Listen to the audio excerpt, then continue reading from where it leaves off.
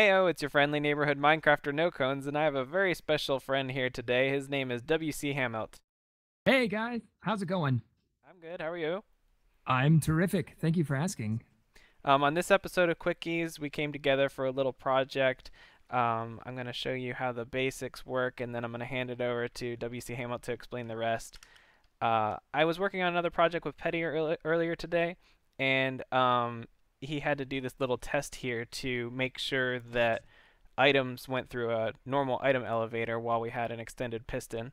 So if you throw the items in here,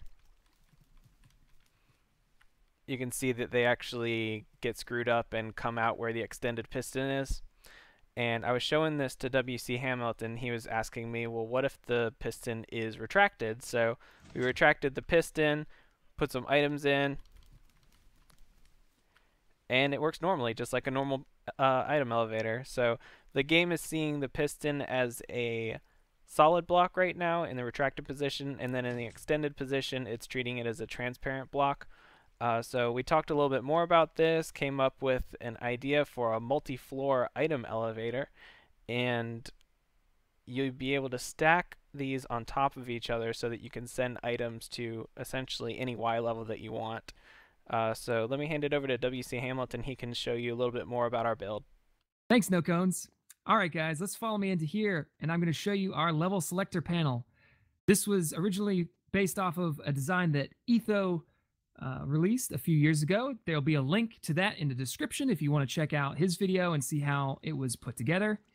But right now, we're just going to show you how our design works and how we've implemented it into a theoretically practical situation.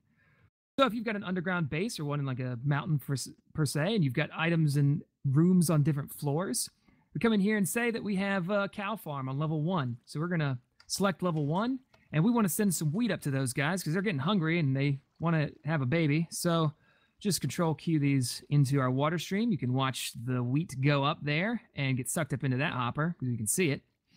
But what else can we do with it? Well, say we've got a villager trading hall on level 3. We're going to select level 3, come over here again, and Control Q, toss that into the water stream, and up and away it goes all the way up to level 3. And if you're done with it, or if you want to make sure that you don't accidentally send stuff to the wrong area, or if you want to send it to the very top of the elevator, you can hit the reset button and it will turn all of them off and it will reset all the pistons.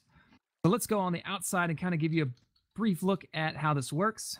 You can see all the different tracks. It's completely tileable in a one wide area like this. So each of these redstones can be placed right next to each other, all the way up until you get to our actual selection mechanism, which we're using the sticky pistons with slime blocks and redstone blocks. And you can see as we get higher up, since the pistons can only push a certain number of blocks, we have to extend them by pushing redstone blocks into other pistons. But it works basically the same way. It'll send a pulse down this way. It'll extend this piston right here, causing this to become transparent and get sucked into the hoppers and delivered to your chest. So here we are on level 3, and look at that, 32 rotten flesh. And we'll go down here to our cow farm, and you see we have 32 wheat. So it's working just like we hoped to, and you can obviously expand this as high up as you want to go. And yeah, that's basically the design. All right, well, thanks for showing that off, WC Hamelt. No problem. Thank you for having me.